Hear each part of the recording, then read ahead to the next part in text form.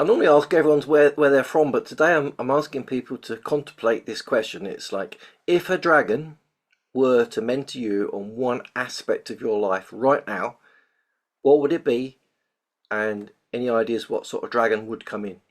Welcome to the Dragon Thunder Talks. I say this is our 21st one. We started with like one or two people. Sometimes we have three. So over that time, we've had a lot of speakers, and we've got some returning speakers this time, which is beautiful. It's always great when people come back. And I've always asked people, what do you want to talk about? And I know it's very hard with the dragons to pin them down and say, what is it you want me to talk about this time? But I've got some outlines from each of our amazing speakers. So we've got Galactic Ashley today, who's going to be first. Then we've got Peter Dresler in his amazing flying outfit. He's going to come on second. So yeah, Galactic Ashley, welcome. How are you? I'm well, not really actually. Are you not? But I feel like I should say that because I'm in You, front of a bunch of people. So I'm doing great. the truth always is best. I know. Do we need to send you some beautiful healing energy? Sure. We'll all send you lots of beautiful healing energy then. Okay. Help you get through this if you're feeling a bit under the weather or anything. But yeah, it's good to see you again, and I always look forward to your talks. So your talk, I believe, is maybe it's changed. No, we're gonna go with that. It's fine. I was like, I don't know, but here, this sounds good. Are you sticking with what you said originally? Yeah, yeah.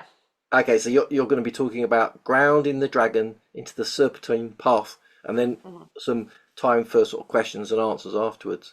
mhm. So a little bit of spiel about you. I mean, there's a lot on the Dragon Talks info page, so people's bios are there, all of their information, all of their links. So do find them on their websites, their emails, their Instagrams, their YouTubes. Do find them there, and I'll share as much as possible. But yeah, so Galactic Ashley is a dragon and plant medicine integration guide, a channel, a psychic, intuitive, and an artist. And her mission here is to help others build resilience so they can move through fear, embrace differences, and create something paradigm shifting. So powerful. So welcome, and the stage is completely yours. Great. Thanks. I have an hour, correct? You have indeed, yes. Okay. All right. Um, so hi everyone. Welcome. Or rather, I feel like I'm coming into your group more than the other way around.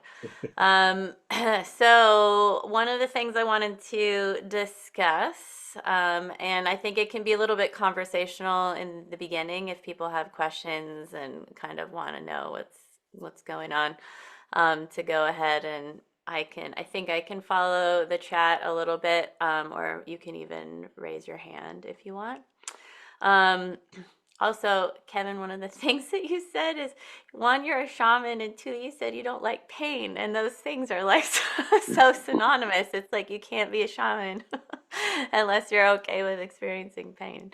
Um, I find, could be wrong. Um, Physical pain. Anyways, yeah. Mental pain I'm quite good with. Okay, good. Um, so it's so okay. So every year, let's see, where do I start?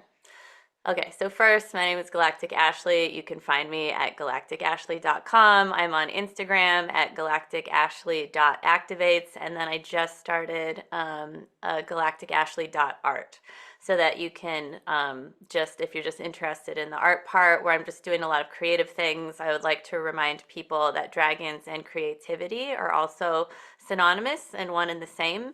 So, the other thing that I believe about creativity is that we are both the creators and the created ones. And so we are designed to be creative. And so, as much as many of us sometimes might find ourselves cursing the human and the limitations of oftentimes what it means to be human, one of our superpowers is that we are creators.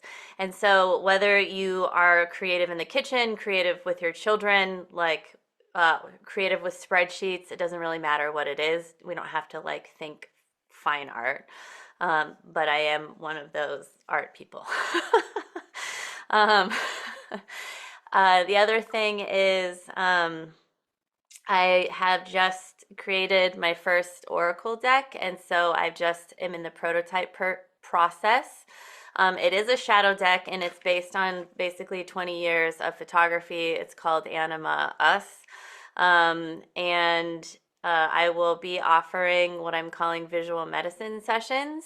So they will be low cost because in the process, I am also working out any kinks in my deck before I may never, I mean, who knows? I might be like, this is a personal deck that I just use for people, or this is something that I end up actually producing. So if you would like to, follow me into that process, I'm here for it. I identify as being a dragon. I know, and actually, I understand dragon riders, but it wasn't until I met Kevin and all these people that are like, I'm a dragon rider. And I'm like, what's that? And so there seems to be a difference between a dragon rider and somebody that identifies as being a dragon. One is not better than the other. That's not a thing. It's always important that you are really trying to find your own path and whatever that looks like for you. The other thing that I will just mention, because we have to do these things in the beginning, is I have a light language course that is starting. There is a coupon code Dragon50 that you can use. If you want to talk to me about it, you just go to my website. It's like literally a top button you click. We can talk for 30 minutes online in the ether, and it's a 10-week course. A lot of the other dragon people and other speakers that you have maybe witnessed or seen on here have taken it. You can remember your soul song, body movement. It's a whole thing, and it's an amazing thing. And if I have time, maybe towards the end, we'll do a little bit of a connect to the serpent energy and dragon energy towards the end. But one of the things that has been coming in, so in case we haven't noticed collectively, there's a lot of stuff going on, but I'm not going to really get into that so much. I think we'll probably do that because I don't really, I can talk forever, but I think that it's always, you can drive and travel for the next 30 minutes. That's fine. It'll be towards the end. I'll try and squeeze a little something in. So I was like, I'm just going to talk about personally what's been going on for me is I was like itching like a lot. I was like, what is going on? Like, why am I itchy? And I put lotion on. It's not that weird like winter itch that sometimes people get. Like, what is going on? And it was like 3 a.m. and I couldn't sleep and I took a bath and I got up. It was a couple of weeks before we shifted into the year of the snake. And I literally feel like I lost a layer of skin. And I was like, what is happening? And I'm such an embodiment person. Like my body goes through experiences which is funny because part of my other purpose of being here is actually being in my body and not dissociating all of the time based on trauma patterns from childhood and whatever. But I'm still a very visceral person, and part of my superpower is empathy and impressions and feeling things. And so I really feel the energies and I go through these physical experiences. And so what the dragons really have been wanting to talk about has a lot to do with last year, Year of the Dragon. Very, very challenging year for me. I would say in parts of the world, we were in an active genocide for a very long time. And I don't want to dip into all of the fear things and elections and all that stuff because we all know what's going on. We know what it is, right? And then what is personally going on with us can sometimes be in alignment with that and sometimes be in such a stark contrast of what's going on that it feels challenging. So the other day I was sitting here, it was freezing outside, but it was sunny, but I just was feeling very, very depressed. And I was kind of annoyed because the outside world was not reflecting what I was feeling inside. And I was like, I should be outside because it's going to start raining. I'm in the Pacific Northwest. Maybe I shouldn't complain. Does London have similar weather than we do, that we do, or in England it's just dark and the clouds are low. It's not even I don't know. Sometimes there's like I'll call them upper world clouds that are like beautiful and really fluffy, and they're not like so dense on your head. We get a lot of like the dense on your head stuff. And so I was just sitting here and I was like, God, what is going on? But like when we think about it, so last year for me, my mother died. I was going through this whole transition, like just with her and with everything and with family. And I was sort of like taken out for a little bit because basically my energy and my ability to hold after she died, hold space for others, which is like, the dragons were like, your container is, it's like it's not weak, it's just like it's tired, like you just like have to stop. So I stopped, and then I was supposed to be going through this whole like transformation in my business and really like forefronting what I'm doing because my website was really really old. um, and so that whole rebirth process happened, and I was like, okay, I'm launching this, everything's gonna be great. And then it was like crickets, and it was just really weird. And I'm being asked to separate from this relationship that's like my best friend, and we shared a cosmic womb. Like we actually shared a dragon womb. Like I had this memory of being with this person, and like in a dragon womb, like because I remember separation from source, like I call it first source separation, which within that carries tons and tons of grief. We he was went into this womb space first, so this is my experience of dragons. Is they always come out in pairs. So I just want to be clear, this has nothing to do with twin flames. These are two separate souls that have agreed to go into the dragon consciousness frequency, and then we shared a womb space together. So separating from him, and he's my best friend, has created just like a ton of, like when you're in a womb with somebody, you share the environment with them. Like there is literally no separation, like every thought, everything. So it's like he's allowed to have his private life and I'm allowed to have my private life, but it's just this like human thing. It's like doesn't really compute. So I'm going through this phase of what does it look like to exist without him, like in my reality. And it's kind of like really charging. It's my nervous system is having like a very challenging time with this. So all of this is to say that like the phrase that came through is we're really shifting from the mythical to the grounded. And that's a pretty gnarly switch. Now, to be clear, I believe in dragons. I am a dragon. I don't need to prove that there are dragons, right? So no part of me is saying that dragons are not real. But within this reality, I can see a snake slithering like in a hard physical form. I can be bitten by it. I can be killed, like literally killed by it. But that isn't necessarily true for a dragon. Not necessarily. It's not as common. I want to say it's not as common. So shifting from a mythical to a grounded sense is real, like hard. And one of the things that the beings were saying in like December, November, when I was kind of thinking about this is going to be like gobsmacked. Like it's going to be a hard crashing for some people. And I think that there's going to be like people are going to be shifting out of their skin. And it could take the whole year. It's not like just we're going to itch and then you like be out of it. And I will say that after that moment, for a whole week, it like hurt to brush my hair. Like I was absurdly sensitive, right? So the things to think about with snakes are one, their vision. It's also, I have 2 eye infections. So it's the other thing that's happening right now.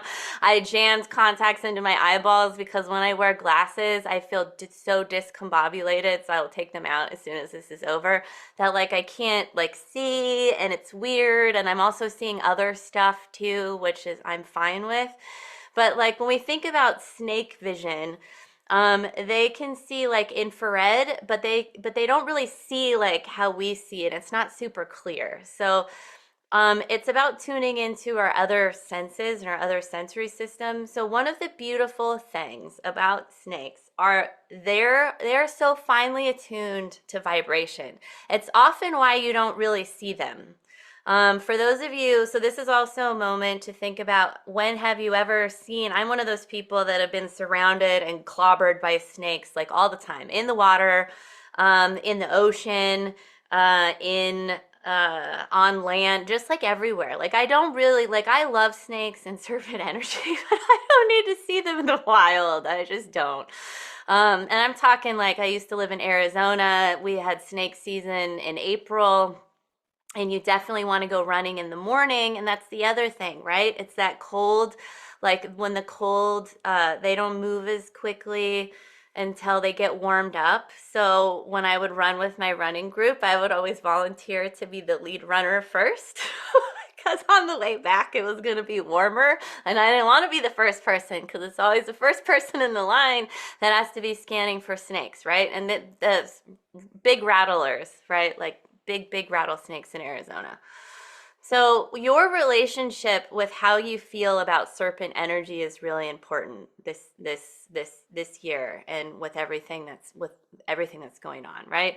And my favorite phrase that the beings also said was belly to the ground, right? So a lot of you, you're maybe like, my dragon is an earth dragon and it is so awesome. Well, you might have a little bit of an easier time. My dragons don't even have bodies. They're from another universe. And so this is like, there's a lot of space between that and the snake, right? Today when I was, and this came through when I was taking a shower, because my friends tease me and they call my shower the galactic phone booth, because I get a lot of information, because I'm a real water person.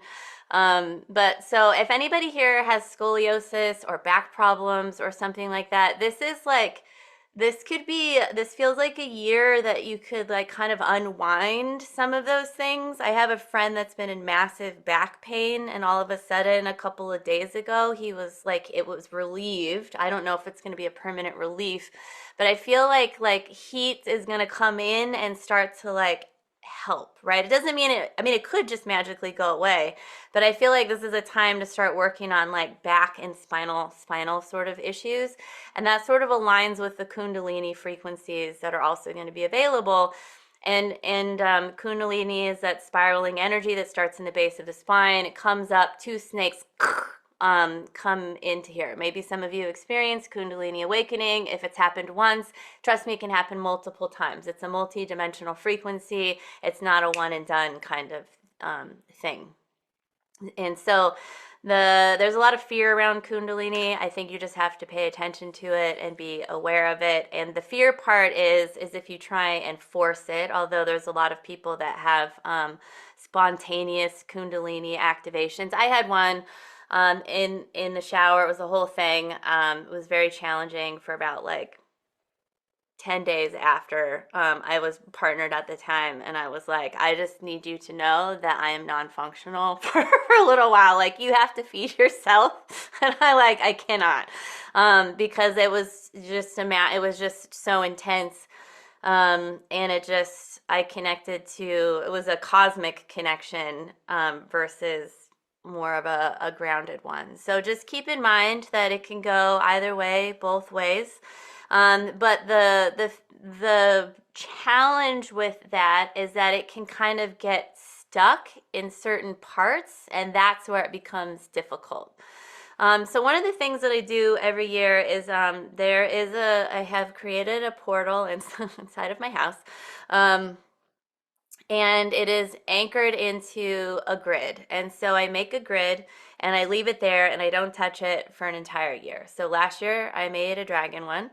And I'll put this on I didn't share anything about it last year because I was like, I don't know if I want people tuning into a portal in my house, right? Even though that is supporting me, and there's a vortex here and there's all kinds of energies and they support me and everybody that I work with. But I was like, oh, I don't know. But this year they were like, it's fine.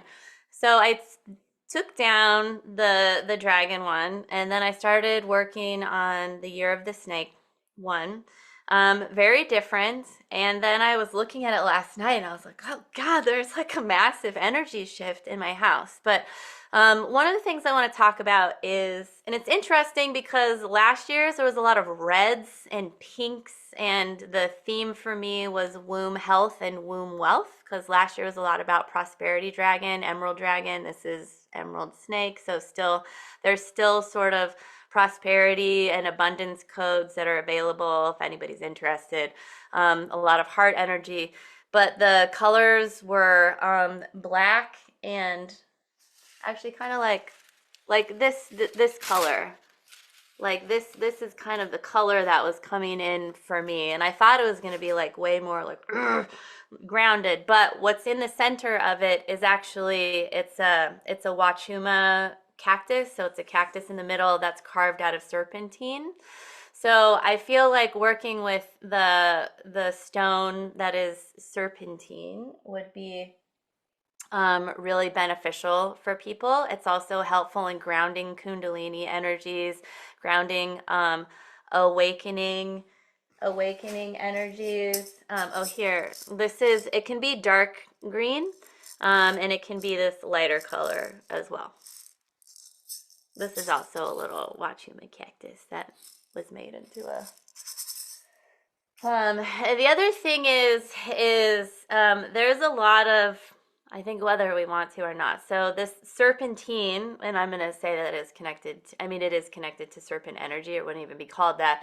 It's a lot about accessing Akashic records, but it is Earth Akashic records, like the Akashic records of here, and histories, and our own personal history. So all of this is like, go back and look at what maybe needs to be cleaned up. I would say this is a year for ancestral healing. So I know that I'm saying a lot of things. You don't have to do all of it, but some of these are going to resonate more with you than others. To me, this feels like a year of ancestral veneration, like looking at your ancestors and doing any sort of ancestral work, which the rule of that, for when you're doing this and you're just kind of like starting out in general, is you want to ask to work with ancestors before you knew their names almost. These are the ascended ancestors. These are the ancestors that are healed. You go back and work with those and work forward. You don't try to go from here and work through like your mother or your father, because there's too much stuff. You want to have the help of a whole pantheon of healed ancestors to come back and like see this movement to come back and heal through the head. And you can imagine that you are the head of, if this helps you, I've been shown this, or like if you're going to be the head of your lineage, you have to hold an entire snake body behind you. And that means that everything, this is not for everybody, but that means that everything that comes up it's coming up and then coming back through to heal, coming up, coming back through to heal. And it's like a constant state of this. But that snake head is not, I am not the snake head by myself. I am my own ancestral lineage, and I am being held, like it's like a diamond shape, through my own ascended ancestors, through my own lineage. And my lineage is Polynesian. We go back, and it even goes back into the Lemurians, and then to Easter Island and Rapa Nui, and then we go across the jungles, and there was a split in slave ships and a whole bunch of things. So there is a lot there for me to work on. So you don't need to do all of it at once. Small steps. But this is like, these are all of the snake frequencies and the snake energies that are available to us, and to, I would even, give yourself permission to kind of like move your body in this sort of slithering way. The way that you feel about snakes is something to really to focus on. If you're terrified of them, and by the way, they've done studies with babies, if we are innately already pre-wired in our cellular biology to fear snakes. So there's something about like the reptilian like brain that is in us that we can't escape from. But the more that we go into it and work with it and get it aligned with our heart, that was another thing that was in my grid. It was like 16 pieces of moldavite, and then another chunk that was around it, and then a bunch of cacao beans. So this is all heart opening. So there's a frequency that came in a while ago that was like, this can be beneficial, and we're not going to necessarily get into this energy because I don't want to confuse our like meditation with more energies. We're just going to really focus on the serpent, a little bit dragon, and then go into serpent. But the feathered serpent is a good mediary between dragon and snake, right? So Quetzalcoatl. And that energy is also very intimately connected with cacao. There are mythologies that say that Quetzalcoatl actually brought cacao to humans, and that there's a creation story that humans were created from like cacao itself. So if anybody is interested in working with cacao, so as I'm saying all of these thousands of things, this is for you to just feel what one of these sort of like comes up for you, because I'm talking to each of you individually, but collectively at the same time. So one of these strands is gonna like hit or not hit you, but like I don't know, pet you. Gonna resonate with you in the right way, right? So some of you might be like, oh, I've been thinking about working with cacao. Yes, because dragons, snakes, serpent energies. I'm gonna start, I haven't done it yet, I'm just waiting for the go part, but I'm going to be doing online cacao circles, I think once a month. I haven't done it yet, but I mean, it's just follow me because I will be talking about that more on Instagram. And then later in the summer, I'm going to do a 30-day cacao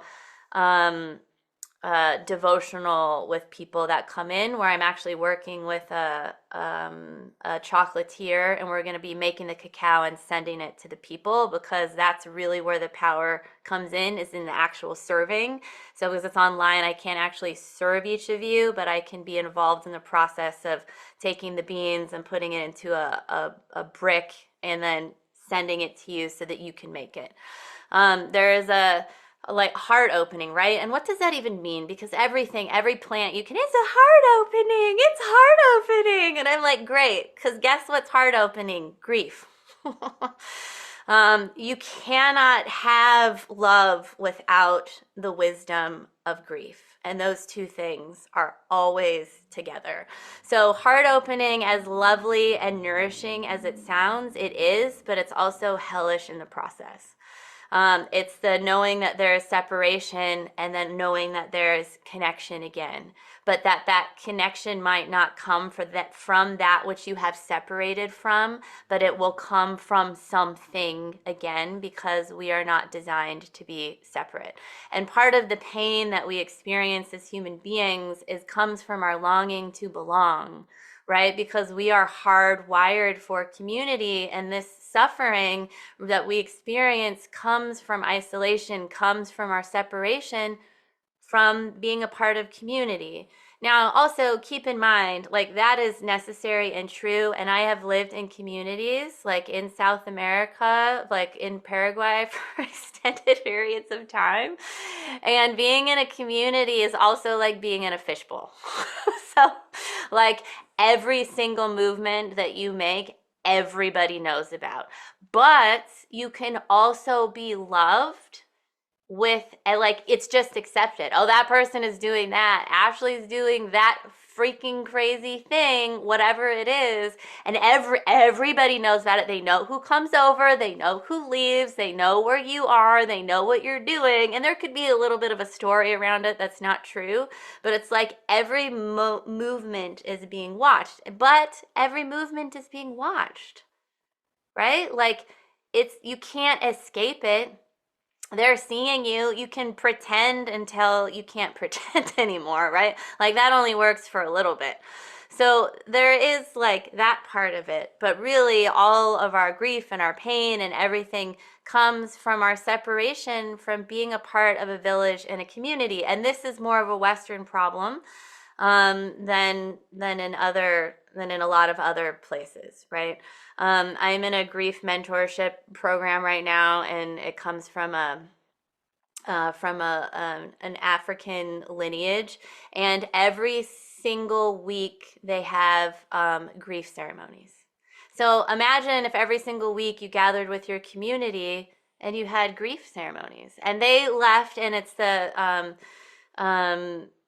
they left and came out and they wanted to share, because it's particularly in the Western world, because if they help the Western world process their grief, they believe that there will be less violence in the world and less anger and less pent up rage and all of these things, because it's just a lack of grief. And so I find it really interesting, and it's also really intense.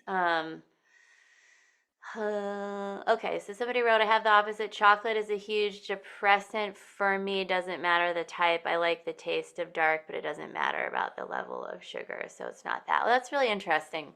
That's really interesting. There are different types, and I mean, like, there are different beans. Some beans have way less sort of like theobromine in them, which is sort of like what literally activates the blood in the heart. And then some of them have more of a I'm thinking of all of the opposite words, but it's not euphoric. That's not the term. Love, I guess I'm just going to use the word love, but that's not the word I'm looking for, but kind of like a love energy to them. So it depends on how it's made. But cacao is actually super bitter. Actually very, very bitter. So there's no sugar in it, but that's interesting. If I had you in a cacao ceremony with me, and when cacao is actually made with water, you can just water and just the melted chocolate, you can actually put it on your skin. So I would practice maybe working with it that way, and just understanding the medicine that it is and what it's trying to sort of help you know about yourself, because we are not all the same. And it's the same when we work with crystals. One of the examples that I like to give is Moldavite used to help me feel really grounded. Like, I'm like, oh, this is grounding. It's okay. And then I touched a ruby, and I was like, oh, like I can't touch. I can't touch it, because it made me kind of want to throw up. Like, I think it just like brought me like into my belly, and I just wanted to vomit, and I was like, I can't touch this. So I was working with crystals and people a lot. So I would have to switch I'd have to put it down and be like, I don't want to know how this makes me feel. I want to know how this is going to make this person feel, because I was doing drawings, and I have this whole other life that's not out, and it's not that it's not public, because I talk about it like in my courses and stuff, but I do a lot of crystal healing. It's just not an outward thing. But I was trying to understand how this would help, how this made this other person feel. So sometimes when we connect with something, if it's not for us and it's for someone else, it's just helpful to ask, how is this going to make this other person feel? Because it's not a medicine for me, but it's for this other person. So that can be really beneficial. So just because everybody else feels one way after they drink cacao or whatever it is, doesn't mean that's going to be your experience. And I think because we're constantly comparing ourselves, thank you, social media, and how everybody is curating their lives to look amazing, it's really hard and it's depressing. You get on there and you're like, oh, I'm not doing enough. Kevin wrote a book. No, you haven't written a book yet. Like, or whatever it is. Kevin's in Peru. I want to be in Peru, right? But, there's a lot more to Kevin between book writing and going to Peru, which are awesome things. And we have this thing where we can just compare. But there's a beauty in contrast, right? Not in comparing yourself to other people, but in the contrast that you experience in your own life. Light, dark, midday, morning, evening, this person, that person. And we're really here gathering information, and all information is useful, even if it feels terrible, right? Like, oh, I made a mistake. I did this really dumb thing. That's information, and that information is useful. So we can make information valuable for what it is without trying to amplify it or make it good or bad or put all of these shrouds of things on top of it and just be like, well, that's information. I'll just take that and hold it and pay attention moving forward, because every experience is loaded with information. Okay, so we have 20 minutes left. Look at me looking at a clock.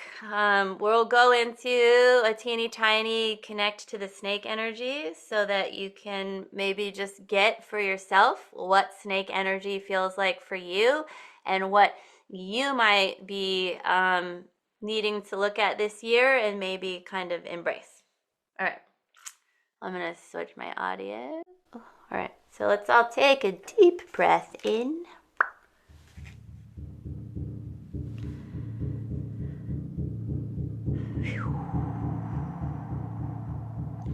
And imagine with every breath that we take, we find ourselves being drawn into the center of the new earth, the earth that always was, is, and will be, the earth that we know her to be.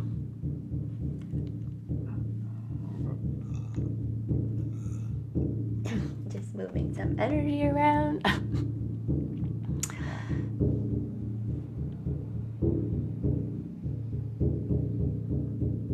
Calling in the ultraviolet dragon beings to draw a flaming circle of light around all of us.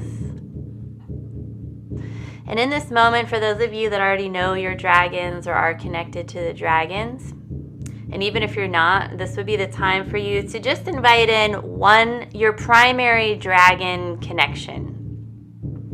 Might be a single dragon, it might be a collective, whatever it is, but just your primary dragon energy, so that you can feel that, so that we can look and really feel or know or sense this sort of shift that we're in, primarily so that we can have some compassion for ourselves as we are shifting from this mythical to this really belly to the ground energy.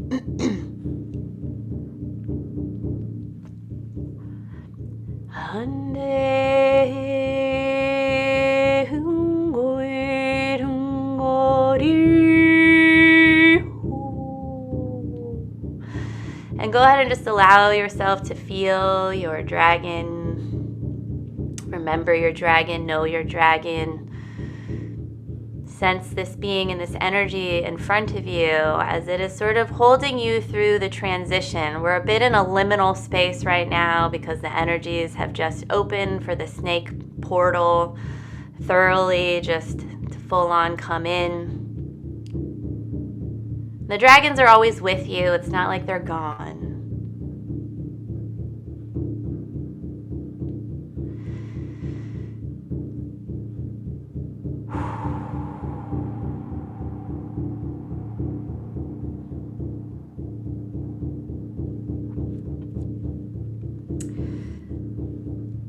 And then go ahead and imagine, you can feel your dragon behind you if you would like, but now we're going to start moving forward, because this is very much part of the path of the snake too, is moving forward. I don't know too many snakes that really go in reverse that often. This is really moving forward. And as we are moving forward, there's going to be a portal in front of you, a gateway, a doorway of some sort. This in and of itself is also part of the message. But as we are in a sense of safety, in a place of security,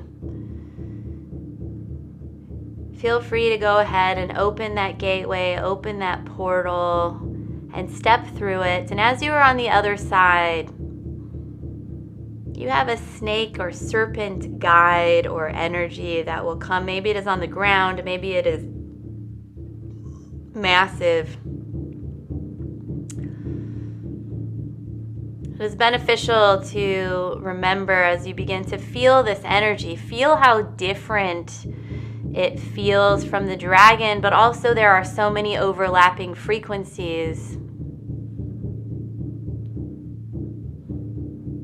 The way that the blood moves through this type of body, through the serpentine frequencies, remembering that our DNA is very much connected to the cosmic serpent, the serpent energy. The phrase that is coming through is the serpent of Christ, this sort of crystalline consciousness, because there is no separation here. What are the myths that you carry within you about serpent energies? Oftentimes, the divine feminine is actually demonized into this serpent energy. You can go back to the Garden of Eden, the apple.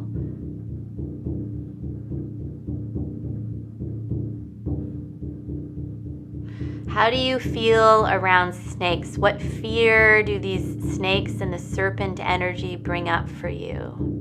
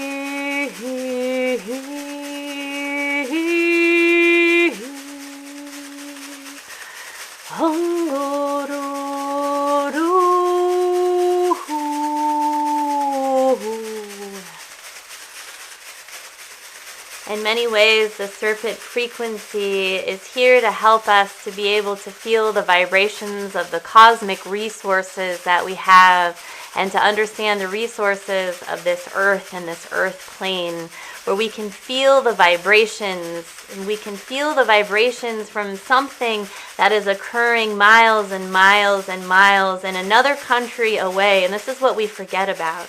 When we can feel the forests burning, when we can feel all of these things that are not quite right that are happening, or that are just egregiously wrong or horrible, or the climate or ancestral healing, whatever it is, we can also hear and feel the frequencies of love. And this is what is beneficial to remember when we are willing to open our sensitivities to feel all of it, which is what the serpent is always doing. It is always feeling everything, belly to the ground. It is feeling the footsteps of anger. It is feeling the footsteps of love.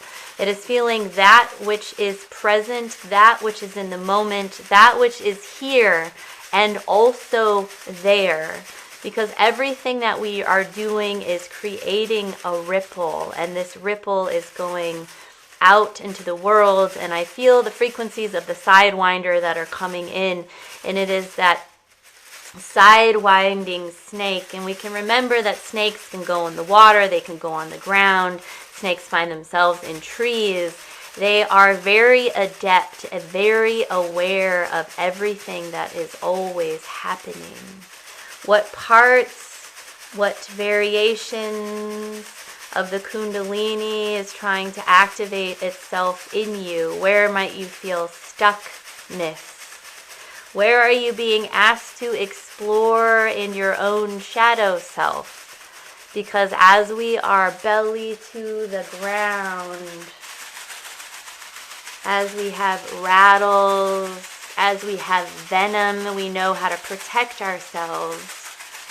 Trusting that you understand when to strike, when to leave, when to move, when to hide.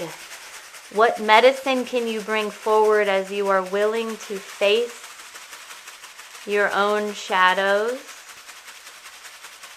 What part of the feminine within yourself are you denying? We all have feminine and masculine energies within us. And is it okay to have challenges between shifting between this mythical frequency of the dragon and this belly to the ground snake? These are the parts of us that are being asked to come forward. And the feathered serpents are always available to help during this sort of transitional phase because they carry the wisdom of the above, they carry the wisdom of the below, and they are a good sort of integration frequency to work with. But oftentimes we can never really access the brilliance of the feathered serpent until we have lived on the ground. And that is the beautiful part of also being human within this space, is that we are also on the ground. We are also of the cosmos. In many ways, we are very, very aligned with the feathered serpent frequencies and energies.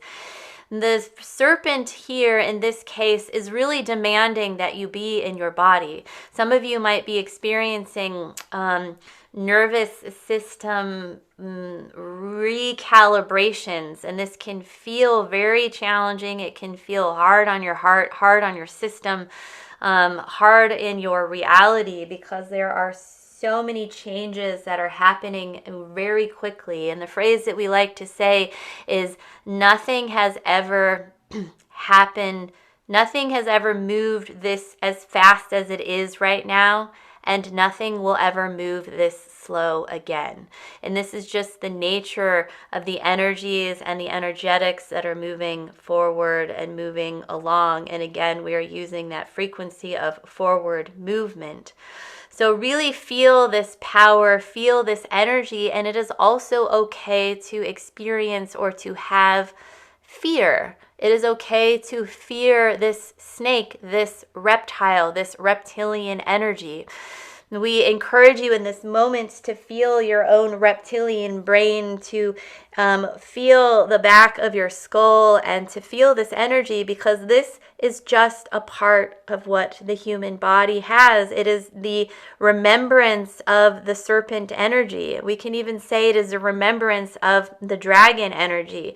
This is not the reptilian, because there is no. And when we say reptilian in this way, we are talking about the reptilian consciousness in contrast to Christ consciousness. There are no overlapping frequencies of that reptilian consciousness in the serpentine energy, in the dragon DNA, because those energies of the dragon and the serpent are in our DNA. They are us, we are them. They are the mitochondria, they are the cellular structure, they are our DNA as we begin to activate, as we begin to remember, as we begin to expand. So let us not demonize, and this is the part that is important to remember. When we judge things as negative, when we have shame within ourselves, what we end up doing is we end up demonizing parts of ourselves.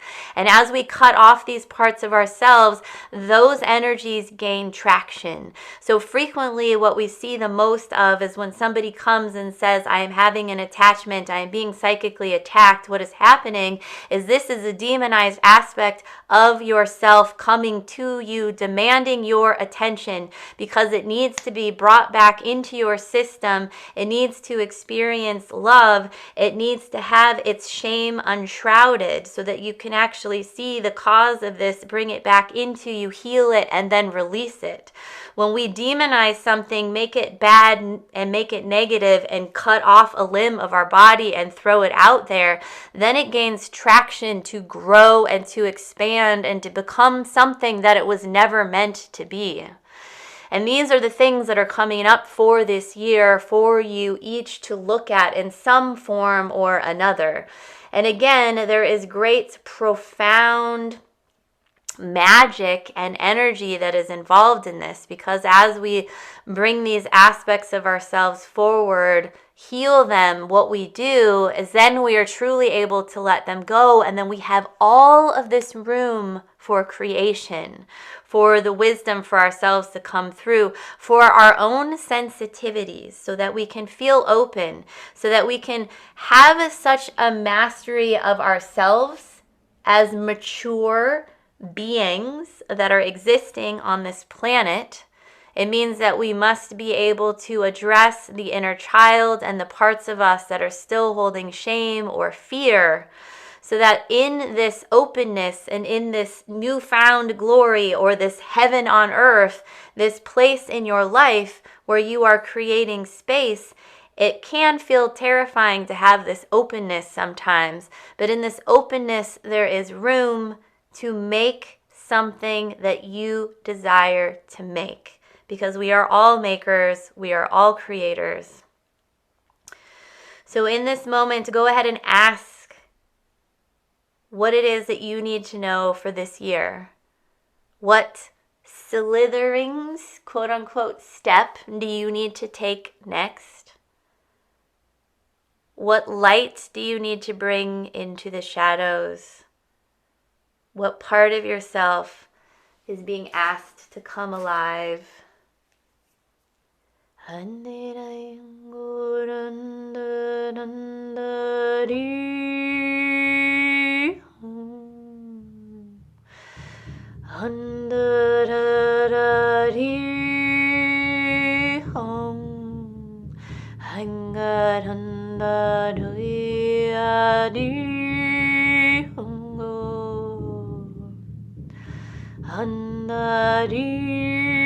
hango hararandari hangarari handa hundaro hangarara hangarari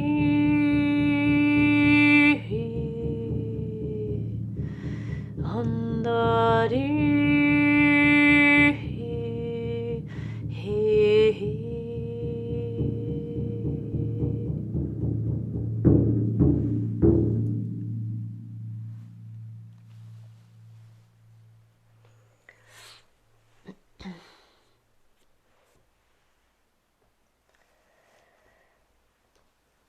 So if anything came up, you can take a note of it or jot it down. And if anybody has any questions, we have a few minutes before Peter takes over.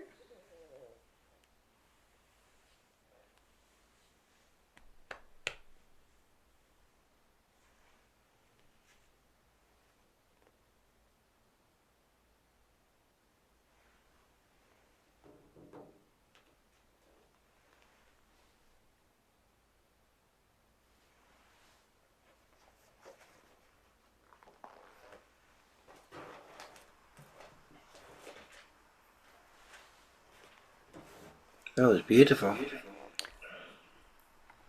Thank you. I got the itches as well. Great. It's like I always throw onto the scratch back of my head. Wow, we just did a little like. It's like, Yeah.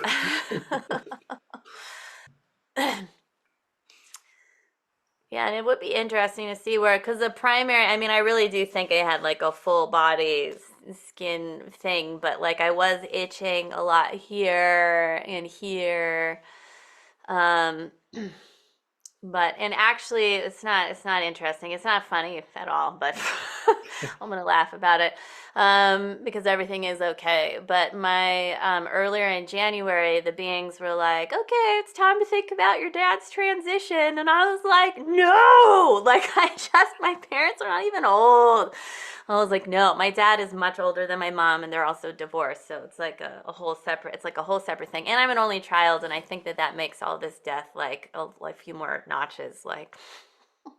And I was like, no. And they're like, you have some time. So sure enough, a couple of weeks ago, my dad is in the hospital, just totally randomly. His heart rate dropped, right? So, this is all snake energy too, right? Heart rate dropped.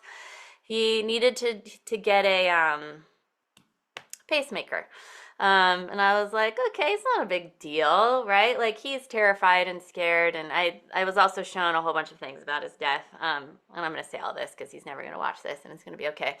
But he actually coded on the table and it was not a simple process. And my stepmom was terrified, rightly so. Instead of taking an hour and being like lickety split, it took like more like 4 because it took him like 2.5 hours to stabilize him. After he coded, they had to put a temporary pacemaker in. They couldn't get it in on the left side. It had to go in on the right side. It was like a whole thing. But this is like transitional energies. To me, I was like, oh, we're not maybe aligned with the Earth's energy. So I think that this period of time as a snake, the snakes are completely in tune and attuned with the Earth's frequency. And so we're going to have to really get in alignment with that. And I think it's going to tax some of our body parts.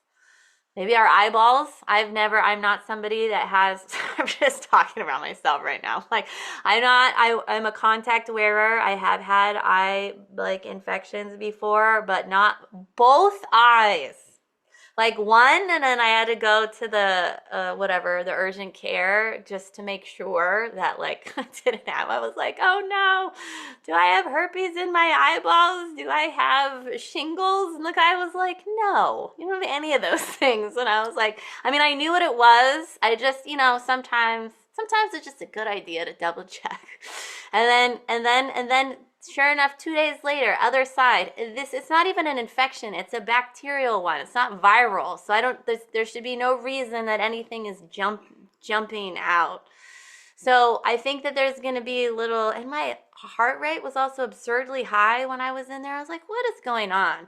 So I think we're really needing to get into alignment and in attunement to things. And some of us, if I'm looking at my grid and if it's any indication, there's a lot of heart stuff that's going on.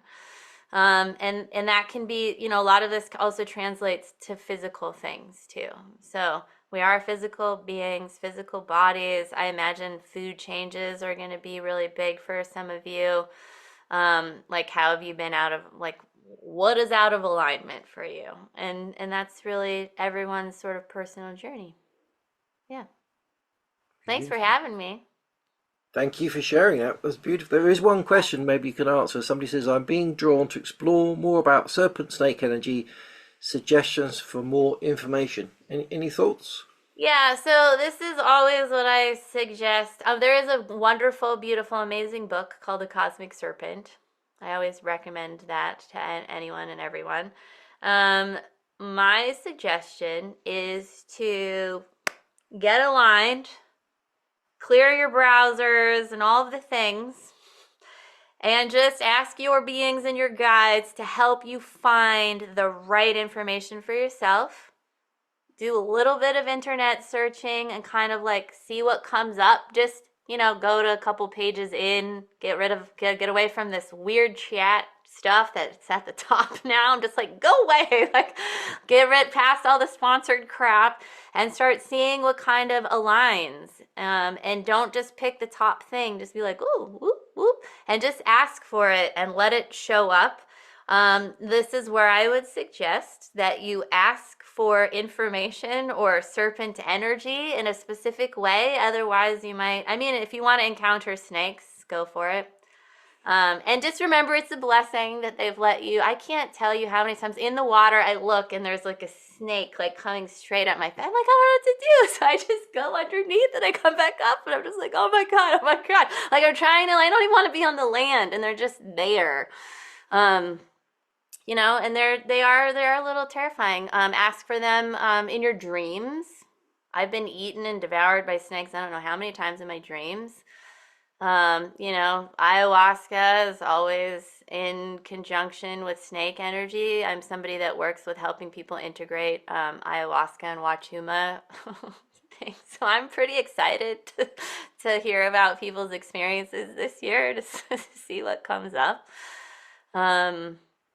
Yeah, I used to live in Paraguay, and the joke was there's a 7-minute snake that will kill you. You have 7 minutes, so there's no anti anything. I mean, I guess there is, but I lived 45 minutes from the nearest road, and so our I was in the Peace Corps, but our Peace Corps doctor was like, well, technically, you have 30 minutes before you die.